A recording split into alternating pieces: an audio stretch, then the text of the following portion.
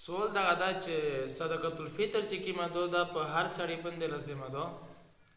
که په غریب یادو که په مالدار دو. د دغه سوال جواب دغه دا چې کوم سړی چې ایک باندې زکات فرض وي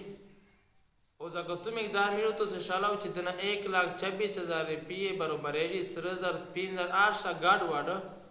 او پابند کول ته شي په زکات په فرض دي. نو په کوم سړی چې زکات فرض ده په پابند سرسیا واجب ده. دا غرنګ خالي دامنه فرق ده چې سرسیری مسله دا غدو چې ګچره تو سره دامنه مول روغای چا زکاتو نصاب ته ورسېدو به تو باندې سرسیا واجب وي، صدقة الفطر په تو واجب ده اگر چې پیسې باندې د تو کول نه تر شو. باقی په هر غریب او فقیر سړی باندې کسرنګ جمیرو تو سه خلق وی چې خود پر چې جیبی به سرسیا په تو واجبي دا خبره نشته، بلکې چې کله د صدقة الفطر یا زکاتونه ثابته ورسېده اولیات زکات په تو باندې فرض دي، به تو باندې زکات شدا لازم ده.